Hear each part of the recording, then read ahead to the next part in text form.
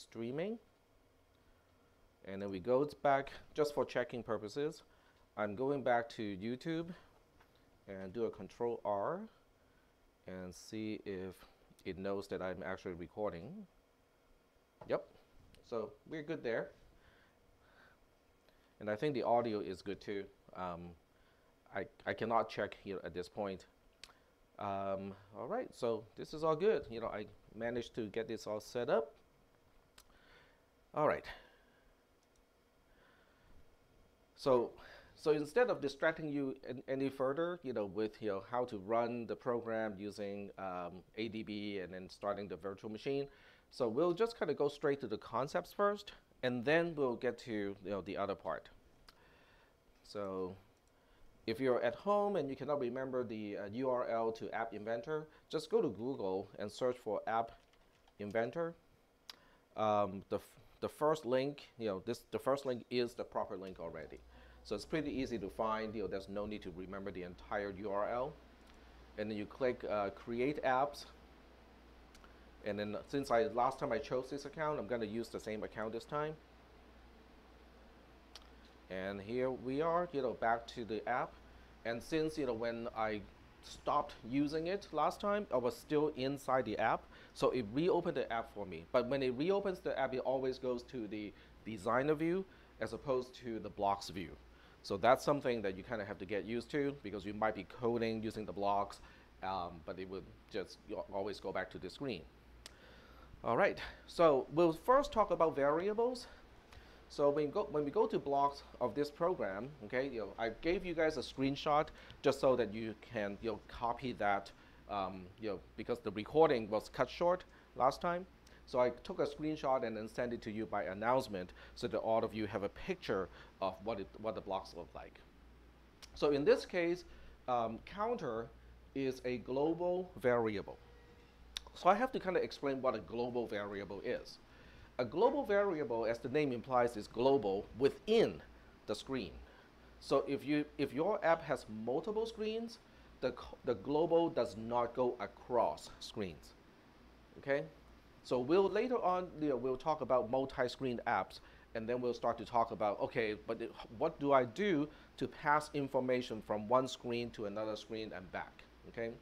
So screens do not share global variables.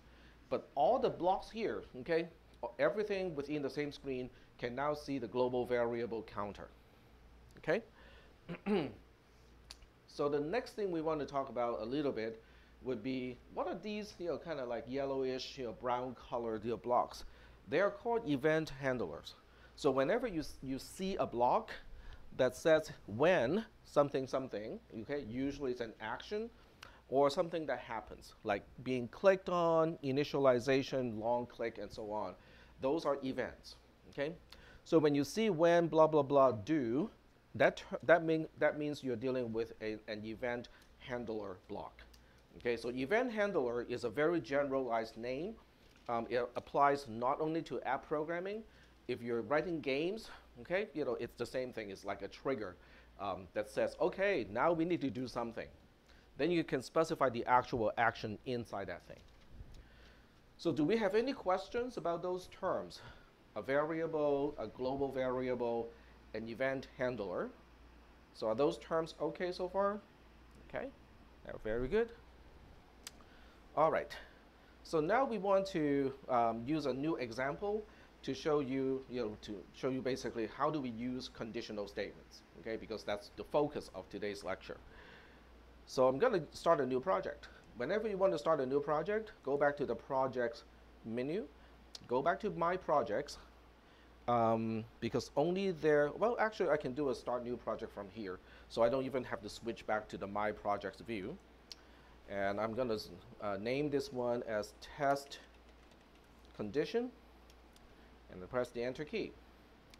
So with this one, what I want to do is to have two text boxes, and I want to show how they compare. Okay, because that's a use of a conditional statement. I can compare for less than, equal to, greater than, and I can report back the result of the comparison. Okay, So I need one string as string 1, I need another string as string 2, because I want to be able to refer to the strings by their names. So I want it to look like this, string 1 and then a text box here, so I can enter the text for string 1, string 2, over here, and then the text box with string 2, and then, a button that actuates or start the action, and then the summary that's below that to summarize is string 1 less than string 2, equal to string 2, or greater than string 2. Is it a number or is it not a number? That sort of stuff, okay? So that means I need to at least at the beginning, I need to put 2 items onto the same row. So let's try to do that using the most intuitive way first. So the first one is a label, because it's not intended to be updated. It's really just text that should display on the screen. The second one is a text box. So you pick up a text box is right here, and you try to put it right next to text for label 1, and you cannot. So without using a layout control component, you cannot put things next to each other. Okay, which is kind of cumbersome, okay? So what do you do if you say, but I really want it to look nice, okay? I really want string 1 to appear on the left-hand side, and then the text box corresponding to string 1 to be on the right-hand side. So to do that, you have to rely on the layout components.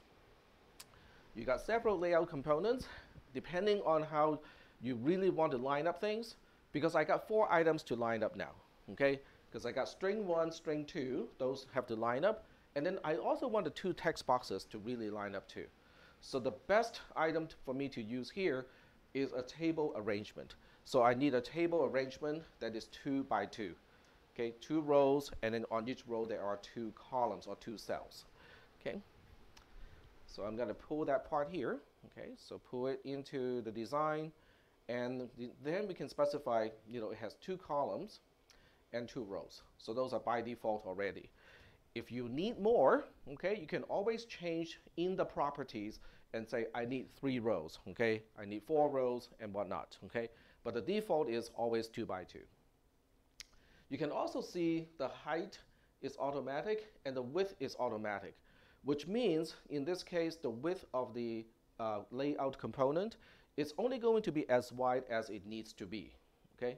So later on, we'll see, does it look good? If it doesn't look good, if you really want everything to spread out, okay, and use up the entire width of the screen, there are ways to make it happen as well.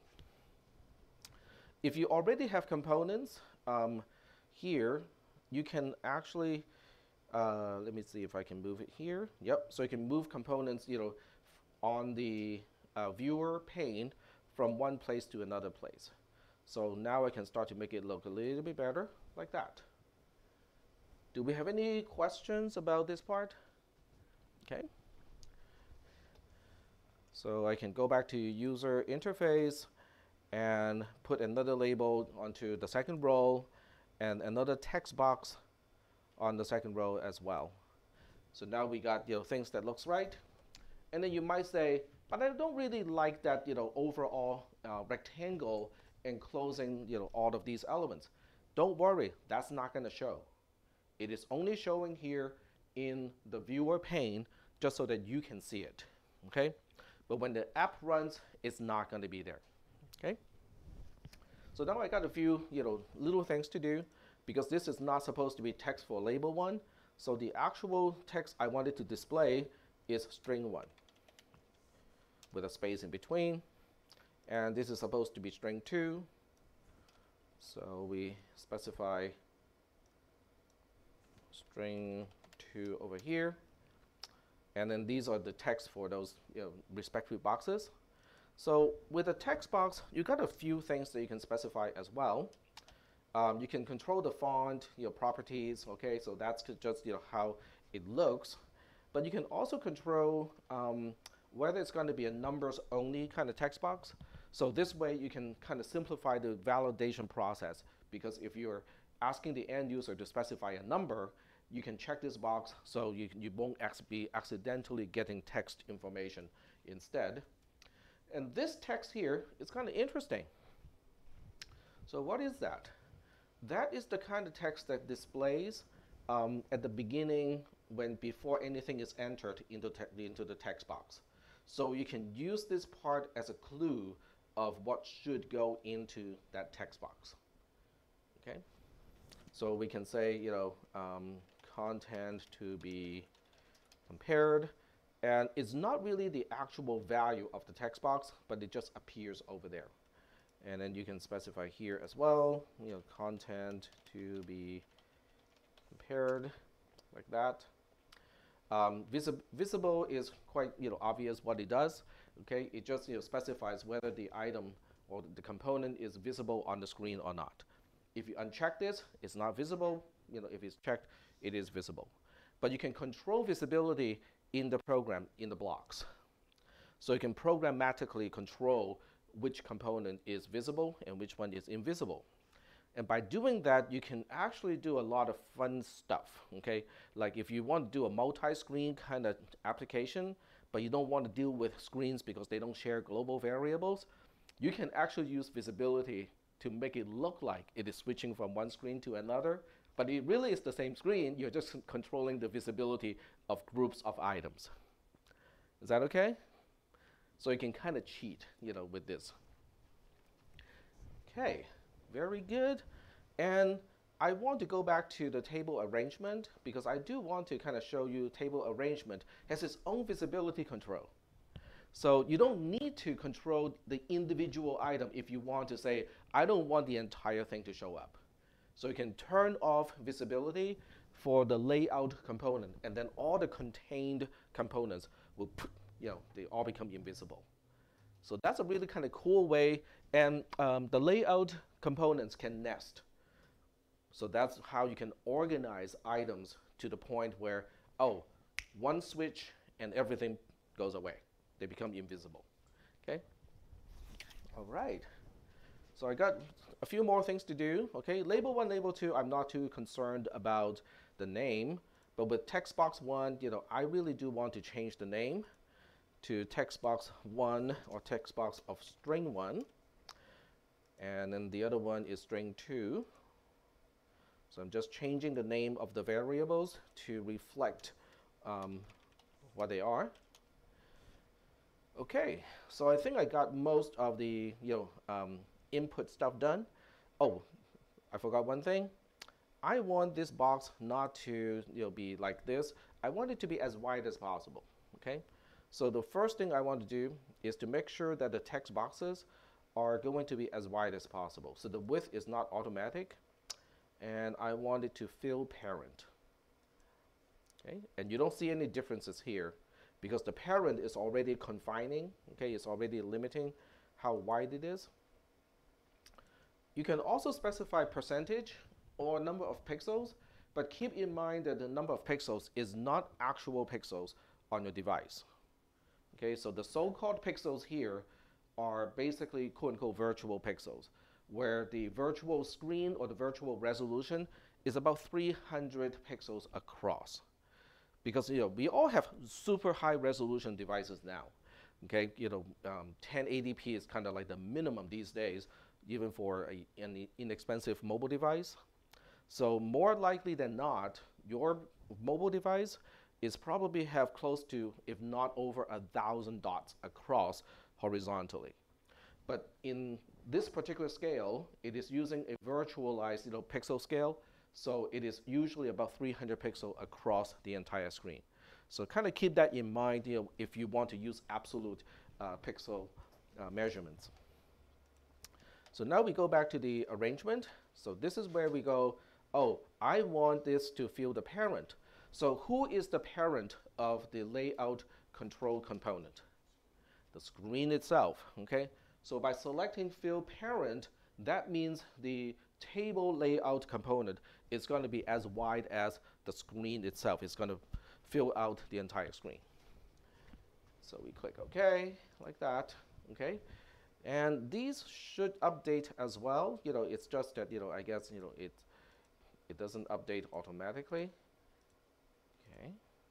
Oh, it still doesn't like to do it.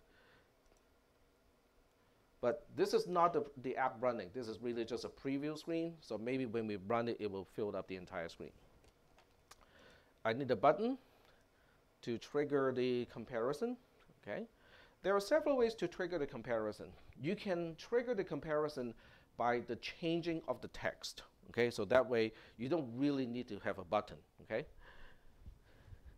So let's try that approach first. Okay, so we put a button here, but we're not going to use it. And then we have another label to show me the result. Okay. So this is a label, but it is used, just to show the results, because I don't want to use a notifier yet. Okay, later on we can use a notifier for that purpose. So this is a label for the results, and the name of the component is going to be label and then result over here. So this is my general layout for this new app, and we want to, well, at least get an idea of what it looks like, on the phone or on a mobile device.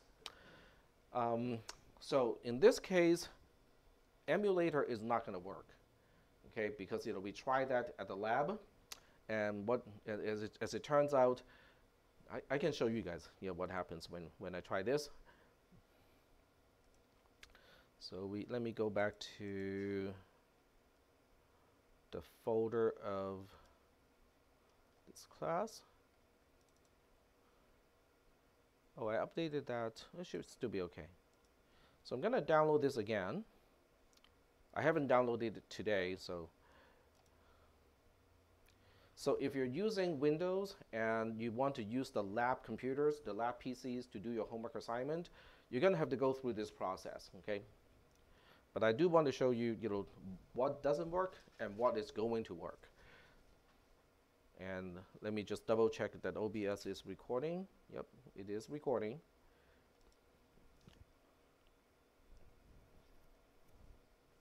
It's a close to 100 megabyte file, and that's why it takes a little bit of time to, oh, now it says it cannot scan.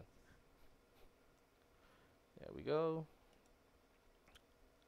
All right, so when you decompress this AI tools zip file, I would do it on a thumb drive or an external hard drive, because that way you can bring it with you. You can go to the library, plug it in, and do your homework. You can bring it to room 412, which is our general lab, and do your homework over there. Or right after class, you can bring it to the lab 409, and then do your homework over there. So it makes it very portable, okay? So my intention is to make this as portable as possible. So I'm going to do the extract all to, now you don't have access to this, so you might want to kind of think about using a thumb drive for this purpose. But I do have an instructor folder that's on the network drive, so I'm going to put it over there. You need permission to, I'll need to get into my own folder first. Okay.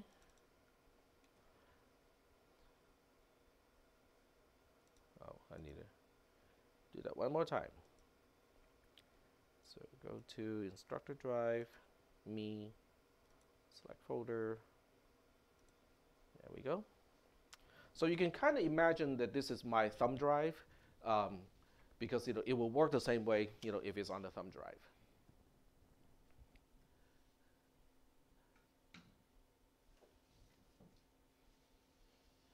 And you only have to do this part once, okay? So you download the zip file, unzip it once onto a thumb drive, and you're done. So now we go to AI Tools as a folder, double click on it, and AI Starter is gonna work, okay? I can double click AI Starter and it's working, okay? This is what you would see normally when you start AI Starter. So without all of these extra protection, security, stuff settings on a PC, you don't even have to do this, okay? App Inventor will automatically start this part. So here's the problem. So the problem is when I go back to App Inventor and I say, connect, start the emulator, it won't do it. And it's getting the message. It will do some parts of it, Actually, it is doing it. So my profile is working differently from a student profile. Because in the lab, you know, some of you could not get this part to work, but I think it might be stuck at this point. Or maybe it's just slow because it's working out of a network drive.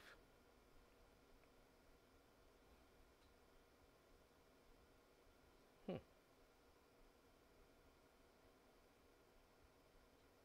Oh, it's working. I hate this. I hate it when settings are completely different, depending on whether you're a student or a professor, because I think on last Wednesday, oh no, on Monday, one of you tried to do this, and they gave you the virus scanner gave you a message and go like, no, you cannot do this, and it's working here. That was you. So okay, so I'll show you another way to do this. Okay, yep. So for now, we're just gonna stick with this.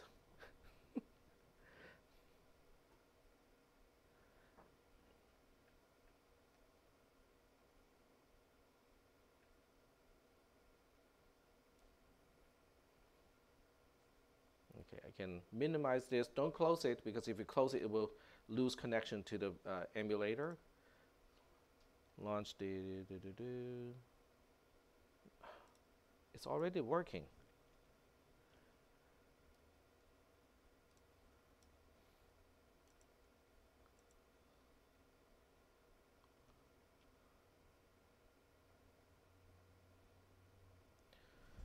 All right, we'll give it a moment.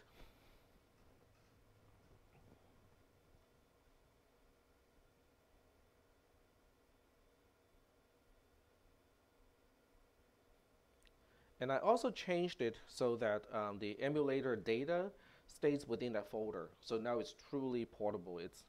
It's going to maintain everything in the same folder. And because this is the first time I run the emulator here, so it will want to update it. So we just go ahead and update it, and we'll update it twice. Okay, for those of you who have tried this, you know that it's going to have to update twice when you use the emulator. Okay. So it says application is installed. So we click done, and then we have to reset connection and then start it all over again. Except, I think that's going to be okay. There we go.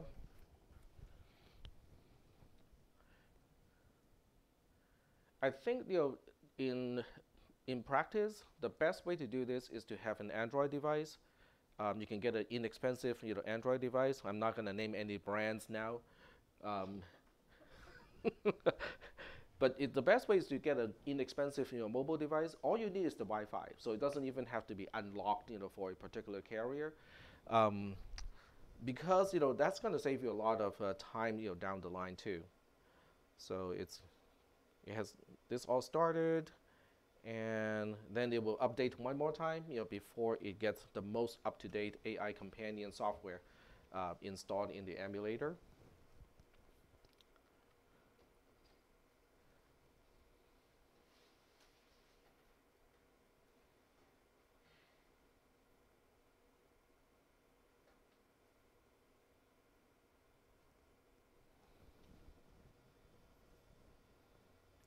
All right, so we need to click this to update one more time, install, and after this, it will be okay.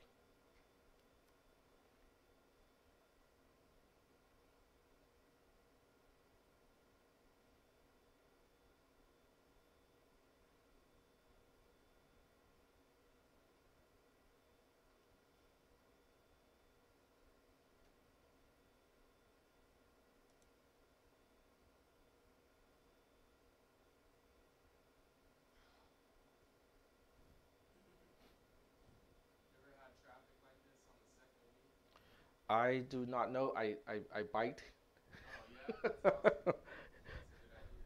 um, yeah, but I only live like 6 miles from here, so it's doable. Yeah.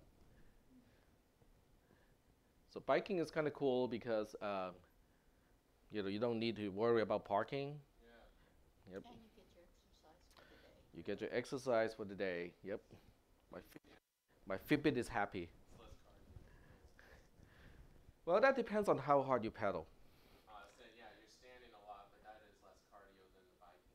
Yep.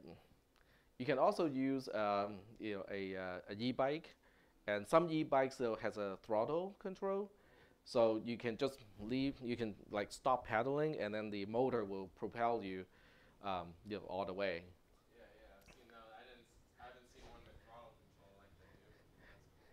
Yep. But then you don't have to exercise at all.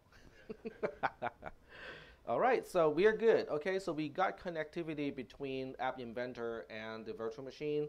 I was actually very disappointed that it didn't give me the same problem that we saw in the lab, because the whole idea is I want to solve that problem and show you how to get around that problem too.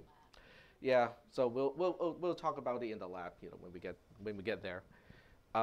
Okay, cool. But this app doesn't do a single thing because you can click here. Oh, I stand corrected. That text is actually the initial value of the text box. Okay, so the hint of the text box is somewhere else. Okay, so oh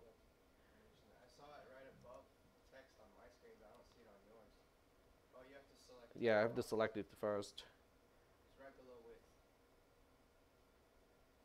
Oh, the hint. Okay, there we go. So I confused text with a hint. Okay, so that was my fault. Okay, but it doesn't do a single thing. I mean, you can enter some stuff here. You can enter some stuff here.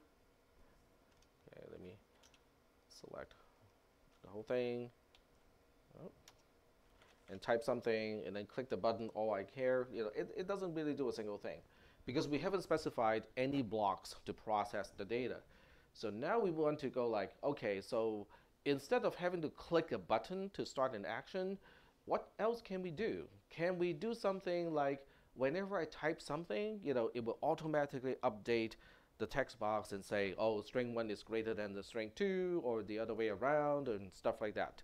So now we go back to App Inventor, and specifically we go into blocks, and then we look into the text boxes. Okay, so we got two text boxes, text box string 1 and text box string 2, and just single click it. So the event handlers that are associated with the text boxes is got focus and lost focus, which does not include text box content change. So we cannot do it that way. Okay, so App Inventor just doesn't expose the event that says, whenever the content of the text box changes, you can now start this action. Okay. In proper Android programming using Java, that's one of the things you can actually do. You can say, if a text box content changes, notify me and I got stuff to do. But not in App Inventor because that particular event is not exposed. It's okay, no big deal. All we have to do is to rely on the button to perform that action. So when you look at the button, we clearly has a click event handler. So we're gonna have to start, all the operations from here. Okay, so the first thing I want to do is really just to say, well, do we know what is in a particular text box? Is it a string or is it a number? Can it be interpreted as a number? So that's really useful for validation purposes because sometimes you have a box that can be both text or data, but depending on how you process it, occasionally you want it to be just numbers, and other times you say, oh, text is fine too. So let's check out how to get that part done. So under control, you have all the control structures, and conditional statement is the focus of the day. So we'll drag one of these blocks here and snap it here. If you have your speakers turned on, you can actually hear that snapping sound. When it clicks, it gives you the clicking sound, which is good. Okay. Sometimes it looks like it has snapped, but it really has not because they are not compatible. The two blocks are not supposed to snap. So visually, it looks like they have snapped, but they are actually not connected. So if you're programming by yourself or if you have a headphone, it's actually not a bad idea to turn on the sound so you can hear that click as a feedback. So when you're dealing with a conditional statement, the simplest one is if then. Okay, so we'll deal with just that first. The if part here has a condition, which means it is something that can either be true or false. If it is true, then the then statement is going to execute. The then statement is empty at this point. There's nothing here. So remember what we wanted it to do? We want to see if they are numbers or not. Okay, so we can go to math, and under math, you can find this block here. It says is number. Okay, it has a whole bunch of other things too, but the most general one is number. So we can now plug this in, and let's just say we want to deal with one string at a time. We just want to be we are just asking, is string 1 a number? Okay. So now we can specify the text of text box string 1. So we go to the text property here, grab it, and put it here. So at this point, I have a valid condition. The condition is basically something that is either true or false. In this case, it is either, yes, it is true that the text in text box string 1 is in fact a number, or it can be interpreted as a number. What if it is not? Well, I don't have anything that can do something yet, okay? Because this is an if-then block. It doesn't have an else yet, okay? Go ahead. Okay, does that work the same if you swap the green and the blue puzzle piece? You cannot swap them. Okay. Yeah, you cannot swap them because, so let's take these out apart. See how the green one doesn't have a notch on the right-hand side? So you cannot snap another block to it. It's also of the wrong type, So if you try to snap this one over here, it actually would not click. You can see how it's actually repelling it. Yep. So in all your if or conditional statements, Mm-hmm. basically ask your question first and then put what you're trying to ask it on after? Like I think I had the same question with the blue and green switched. It looks better in English if they're switched, but it makes sense either way logically. Right. So the is number block is parameterized. Yeah. In other words, this little notch here is what we call a parameter in a subroutine. In other words, it's asking, okay, you want me to determine whether something is a number. What is that thing that you want me to look at? So that's what the notch on the right-hand side of is number is trying to tell you, is trying to ask you. Just one more thing, okay? See the question mark here? It is actually significant because if it has a question mark, it's Boolean, which means it returns either true or false, okay? But when you look at this thing here, it has no question mark. So it's just a general value, but it's not a Boolean. Yeah, it's just a pointer. It's actually a string, it's a text value. Okay. Yep. Yeah, go ahead. So my question is, see where the built-in is? So is it Uh-huh. important to ask the questions based on the order that's listed it? First you do the control, then the logic, then the math, then the text? Is that Not order entirely. I important? mean, it's up to you, how you drag the blocks in. Okay. Different people, think differently. So if the first thing you think of is, I know it depends on the text of text box string 1, then you can pull that, onto the general area first. There's nothing for it to plug in at that point, but you know it is important. So you just pull all the pieces that you think are important. Then you think about, how to plug in those pieces. Well, the reason why I ask is because I noticed, okay, first the control is the first order, and then I noticed the next order you had was the text box string, which I guess you got from logic. Mm-hmm. Then you went to math. No, You got the the number. Did text- I read that wrong? text box string 1 comes from here. Okay. Come from text box string 1 because it is a property of a component that we put into the designer view. And then is number comes from math because it relates to values, numerical values. Okay. Okay, got it. Okay? Yep, go ahead. So is it possible to sort of accomplish the same thing with using that checkbox you showed us on the first screen that said make numbers only or something? Like, what if you did Okay, that? so that would limit the text box to only accept numerical values. If you want to enter anything non-numerical, you cannot. Will It, it give you an error message or just won't let you type? it won't let you type. Okay. Yeah. But it sort of accomplishes the same thing, right? It depends. It depends on whether you want to allow both numbers, numerical values, and non-numerical values. So in this case, I do want to allow non-numerical values, but depending on whether it's numerical or not, I want to do something differently. And then, okay, so same thing if you do like text box is number or set it to number, right? Would that be the That same? will make it so that this condition is always true. Yep. So let me just kind of get back to an earlier point. Okay, let me just kind of throw all of these away first. Okay. Because I want to kind of talk about the thinking process. Okay. So let's say, my thinking process is, if both text boxes are numerical, I want to do a numerical comparison instead of text comparison. Okay. If at least one is not numerical, then I would perform a text comparison, because there are two comparisons. Okay. So I want to tell whether it is numerical or not. Okay. But that's what I want to do. The next question is, knowing that is what I want to do, how do I put the blocks together? Okay, so I want to talk about that a little bit.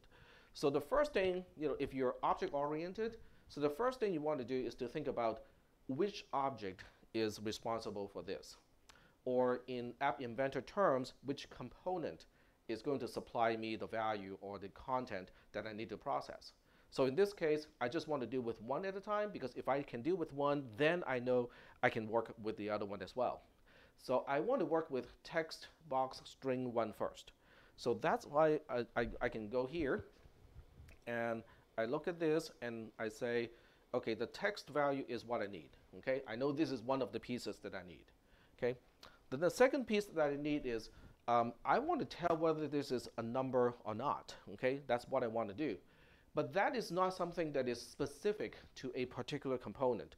Okay, to check whether a text value can be interpreted numerically, that is not something specific to a component. It is a very general function that you can use for many other things. So that means that points me to the built-in one. It potentially can go into control, but if you look at all these categories here, the only two that really make sense is either math or text. Okay, I can see equally likely that it can be placed into math, which deals with numerical values only, or into text, which you can say that, okay, how can we interpret this text? So I can see how it can go into either one.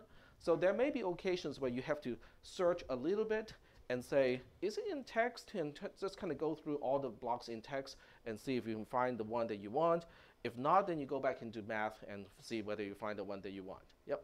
Speaking of that, is there a search? Or it's just lots of scrolling? I don't think there's a search. Yeah, so there's a lot of scrolling.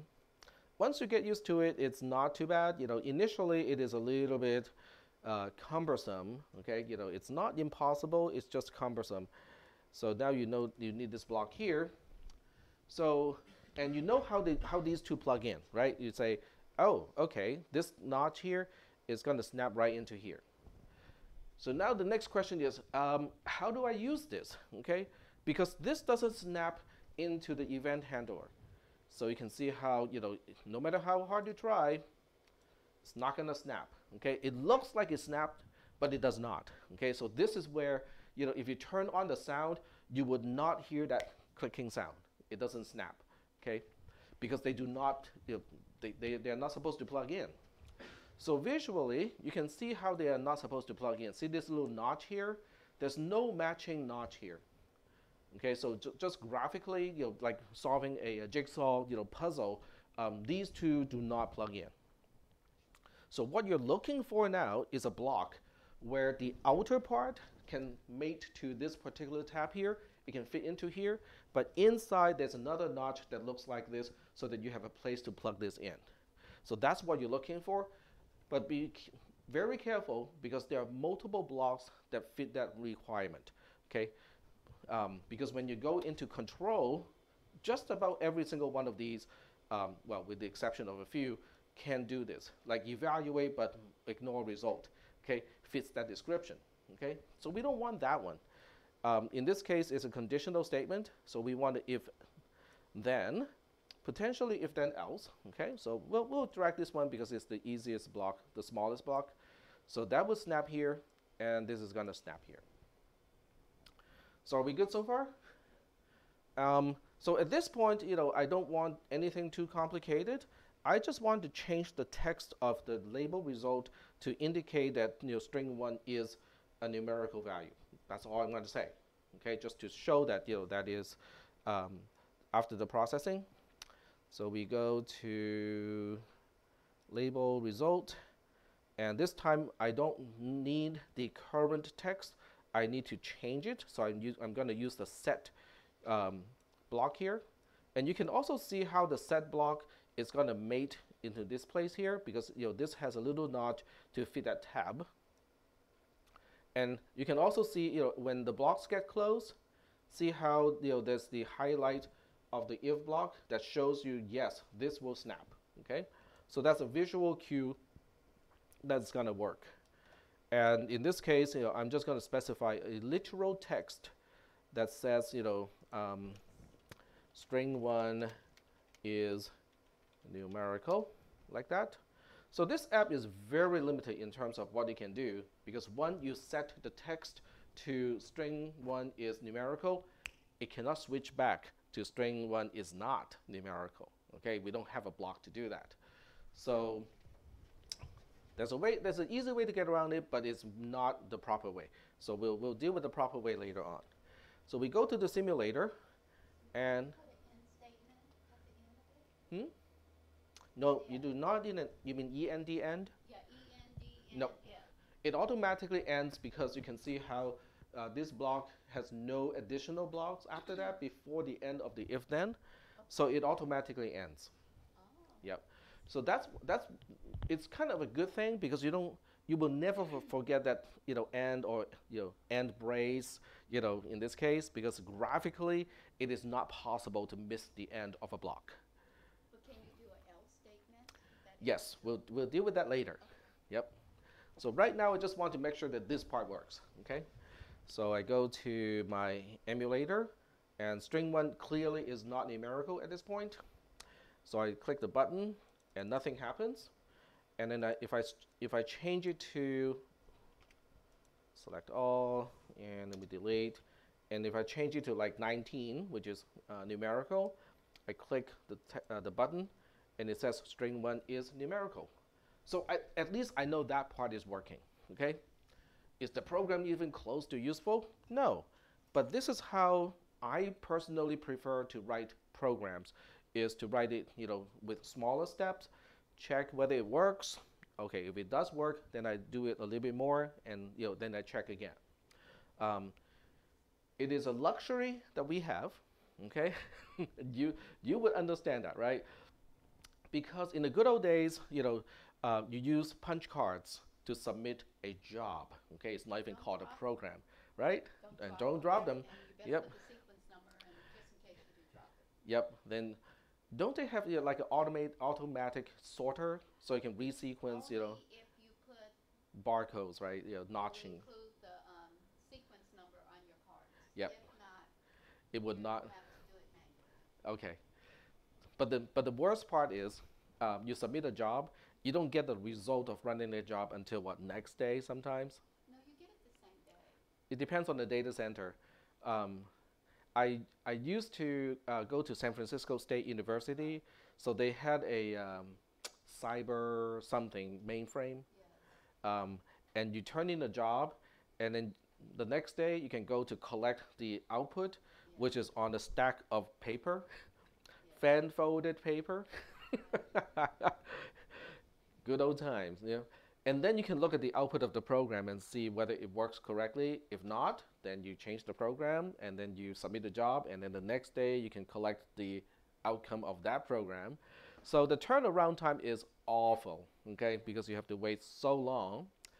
But that's also the time when programmers are more careful, because once you submit a job, you don't get the result until the next day. So when you get the result, you go through the program mentally and look at the output to try to catch as many bugs as you possibly can before you turn in another job. You cannot just do it interactively, like, I'll change one line, run the program again.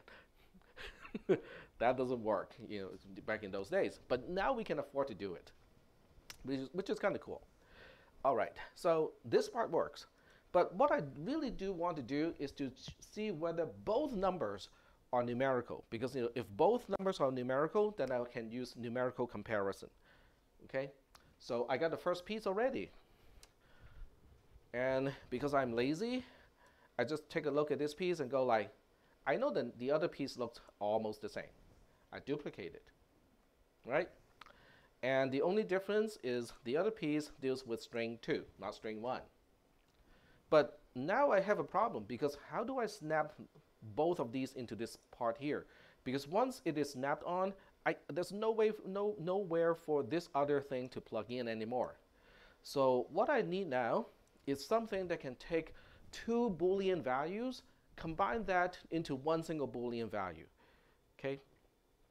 There are several things that can do it. Okay?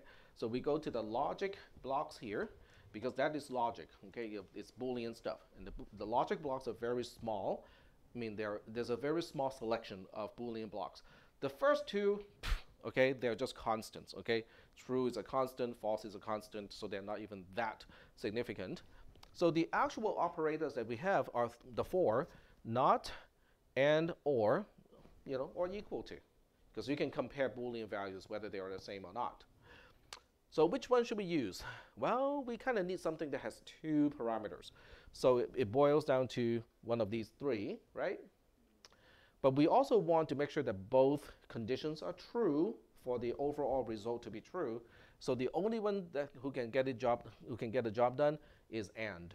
Okay? Because OR says if at least one side is true, the whole thing is true. That's not what we want.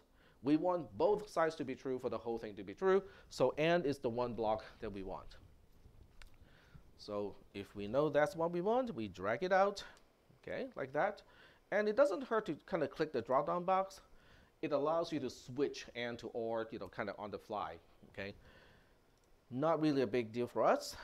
Okay, so we plug this in here, and then we plug it in there. You can also see, before I actually release the block, do you see how the empty block has a little highlight? That's a visual cue that they would snap. Okay, so it's really great because you cannot make a syntax error using this programming interface.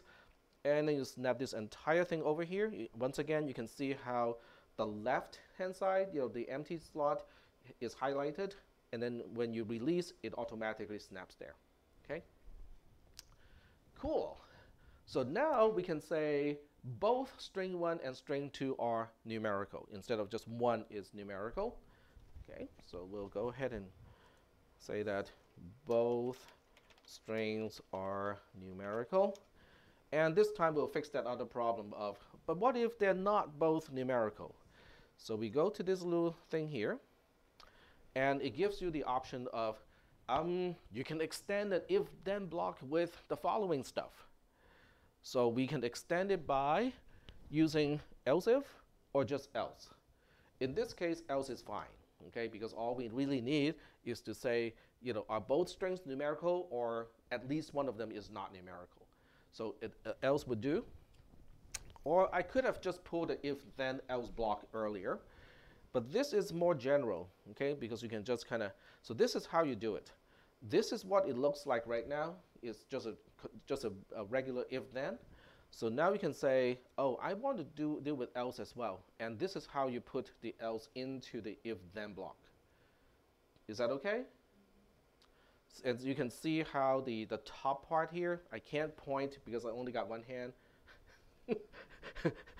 But you can see how, on top of the else, there's a little highlight of that tab. So that shows you that it's going to snap over there. So now we have an if-then else block. Okay? And when you're done with this, you can just click somewhere else on the screen and make that part go away. Okay? So over here, once again, I'm really lazy. I just changed this part here. Okay? So I say at least one string is not numerical. All right. So I go back and test the program again. Not a whole lot of changes, but I can go back and test the program again. So, okay, well, one is 19 and the other one is definitely not numerical. Click it, and it says at least one string is not numerical. Okay, got it done. And if I change the other string to also be numerical, 0 is numerical, and click it, it says both strings are numerical. So now we got a way to distinguish whether it's numerical or not. Are we good so far? Yes. Good, all right. So now we go back to the logic here and go like, well, if they're both numerical, then we can perform a numerical comparison. Okay? So numerical comparison is under math. So when you look at math here, you have a comparison operation. This is all about comparison. You won't see less than, greater than, that sort of thing, because they are in the same block here. You just have to click the drop-down box to select which one you want to use. But all of these are numerical comparison. So we'll just use less than, okay? So we'll use less than only. And then we'll say, what are we comparing? Well, we are comparing this interpreted as a number and that interpreted as a number. So this is where it gets a little bit tricky depending on what kind of programming background you have. Okay, if you have a programming background of C, C++, and Java, then you will go like, well, the types don't match. Okay, because we are doing a numerical comparison, but you are supplying it with string data. But if your background is scripting, like PHP and stuff like that, they can automatically convert the type, so you would not see as much of a problem. So in this case, it is actually an automatic conversion. The outer blue block, it says, I need numerical values. The inner green block says, I only got a text value. So what App Inventor would do is it will automatically do the conversion from string to numerical value before the comparison. Okay? And we can check whether it is done or not. Okay, so we'll get that. So we have this one, and I'm gonna have to stick it here. It won't stick because the notches don't match the shapes. Okay, so what we need once again is a conditional statement. So we go to control again, and we pull. This time I'll just be lazy and just pull if then else block. Nope, not this one. This one returns a value. It's a ternary operator. We want a if then. There's no if then else. So we have to do something like this and then just specify an else block over here. And we can certainly stick this over here, right? So now we can have a different conclusion. So we'll duplicate this one, stick it over here. And instead of saying both strings are numerical, we'll say string 1 is less than string 2 numerically. There we go.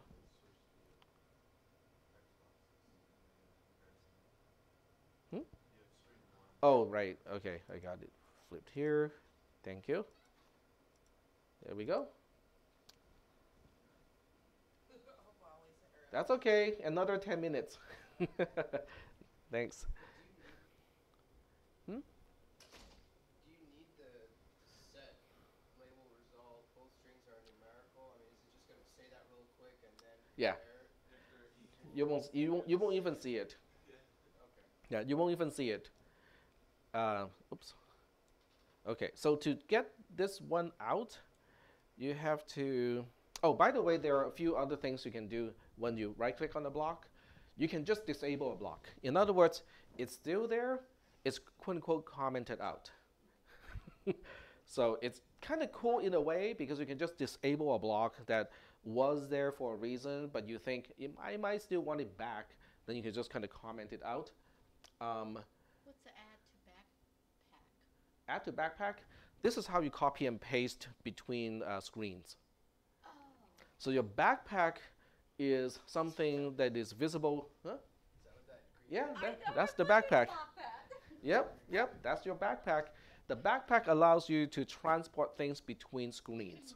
So if you have a block of code and you go like, I really need this block of code in the other screen of the same app, but they cannot share, okay? Then you can use a backpack to copy and paste between screens. If I remember correctly, the backpack is actually persistent, so you can actually close the browser, go back in, and the backpack still has the same content. How many backpacks can you have? Only one. Oh. Yep, it's good to ask. Okay, Copy paste thing. yeah, so this is the, okay, so the problem is, it's difficult to remove just one block because when you right click, you can disable this one single block, but if you want to delete a block, you cannot delete just that block because it's connected to the next block. So if you want to delete two blocks, you have to kind of take it out, delete one of the two blocks, you have to take both out, separate them, put this one back in, and then you can put this one in the backpack or somewhere else, okay? Put it in the backpack. It's very cute. It actually makes a really interesting sound too if you turn on the sound. All right, so the other one is pretty easy. We just have to say is not less than, okay? That's all I care. Is it less than or not? So for now. So I just say it's not less than, okay? So let's go ahead and check out what this is going to do, okay?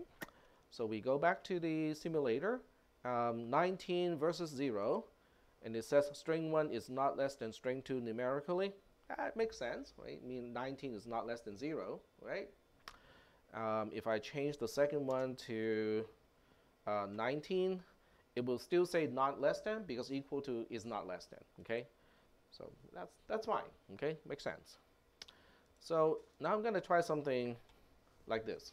0, 1, 9 versus 1, 9. And it will still say not less than, okay? Because they're not strings.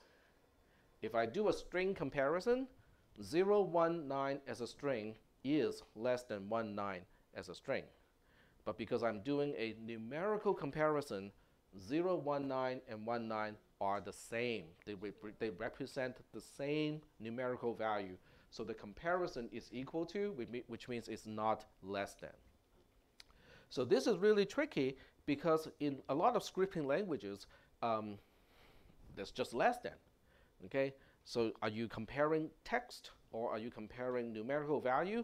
They can be different. But in App Inventor, there's no way to confuse those two because there's one operator for string comparison, there's another operator for numerical comparison, okay? So now you might go like, well, I want to see how this deals with string comparison, okay? We can do. So this block is no longer useful. I'm just going to stick these two on the side. It's okay to leave some blocks on the side that you're not using because they're not attached to any event handler.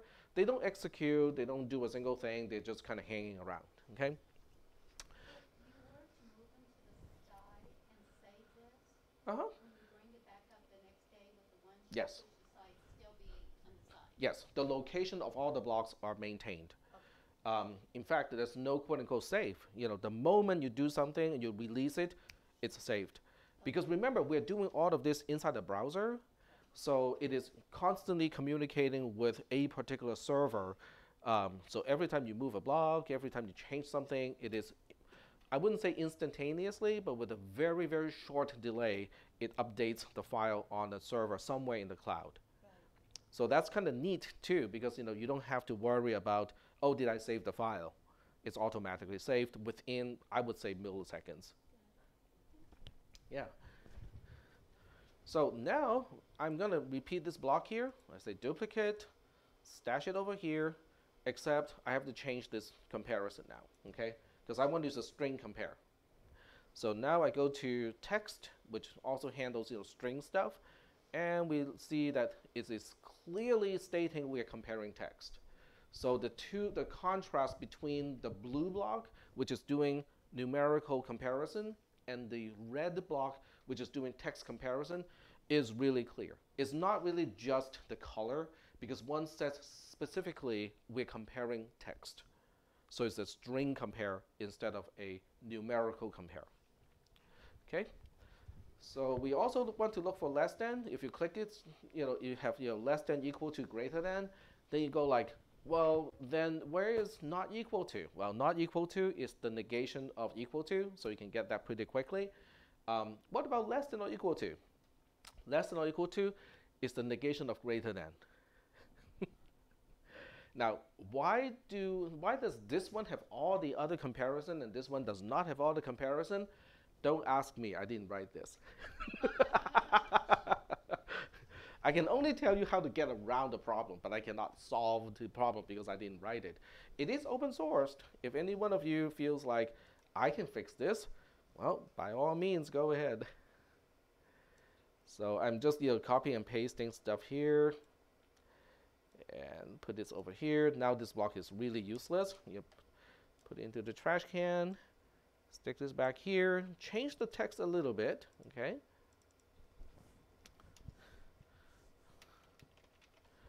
And change this one a little bit.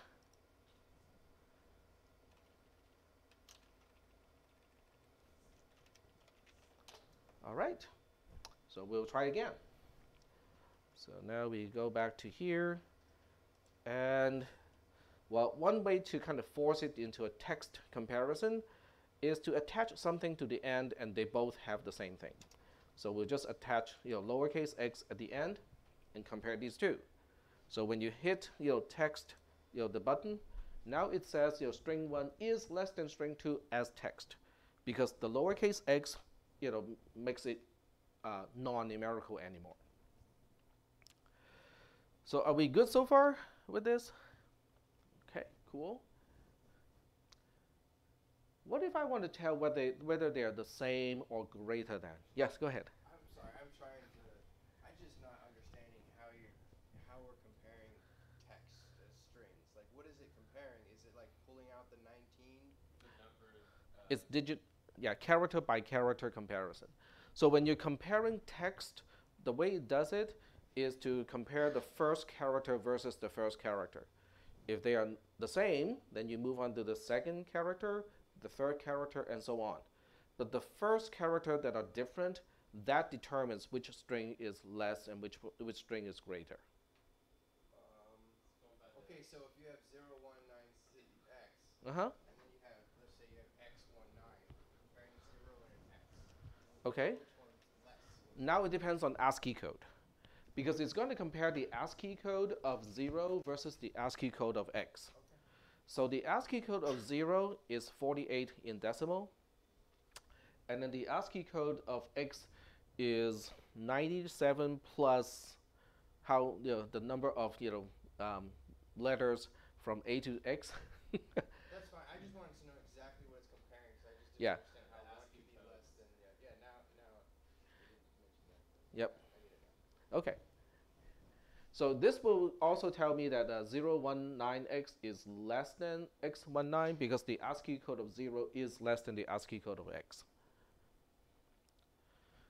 Is that good? Yeah. Okay. Great. Okay.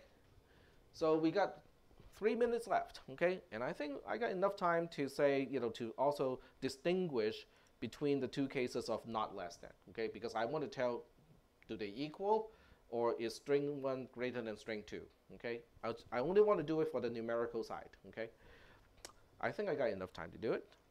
So the way we do this is to stick an else if here.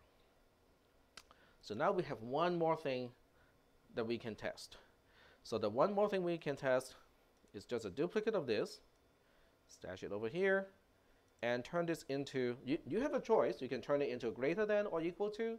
I will turn this into an equal to, and then we duplicate this and say they're equal. Okay, string 1 equals string 2, numerically. Come on.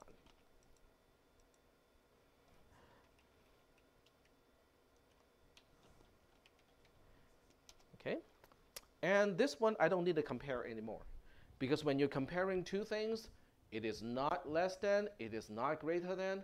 What can the else case corresponding to? It's greater than, right? That's the only thing left. So I don't really need a comparison to confirm that. So in this case, I can just change the text to reflect that.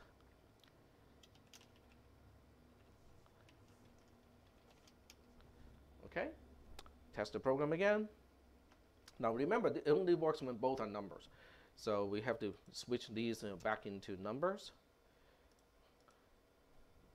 19 versus 19, click the button. It says they're the same. That makes sense, right? 0, 1, 9 is 19, and 1, 9 is also 19. They are the same. Let's check when this is bigger, okay? So 190 versus 19.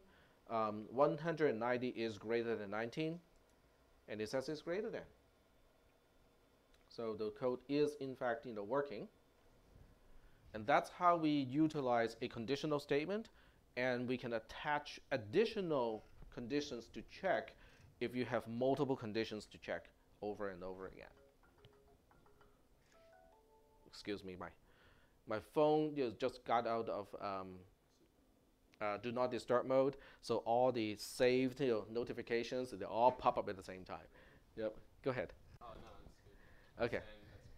How come you don't end anything with NF? Within if? Yeah, ENDF. Because because this bar here, right here, Oh, is graphically the end of the entire if block. Okay, that's why it's different from COBOL. Yeah, 'Cause or COBOL, any programming yeah, language. I would always have to include an NF Yep, at the end to show. to mark the end. Bunch of brackets too. Yeah. Braces, yep. It's all built into the image. Yep. Oh. So you cannot have syntax errors. You cannot have errors like you forgot to close the block or you forgot the end of the if. This way it is impossible, almost impossible to make syntax error. You can basically miss a few blocks. Like if you don't specify the condition of an if, it will complain and say, no, this won't work. But not counting omissions, you cannot have syntax errors. It is kind of cumbersome in a way because there's a lot of dragging and dropping. So I would say it is not accessible. Once you get the backpack blocks together, it'll be quicker probably, just Yeah. starting on. Oh, that's the other thing. Before we leave the classroom, I can now click the backpack, and it shows me what's in the backpack, and it is visible across all of the screens of the same app. I'm not sure whether it works across apps. Let me give it a quick try. Sorry, I know I keep dragging this on and on and on. Yeah, it does work across projects too.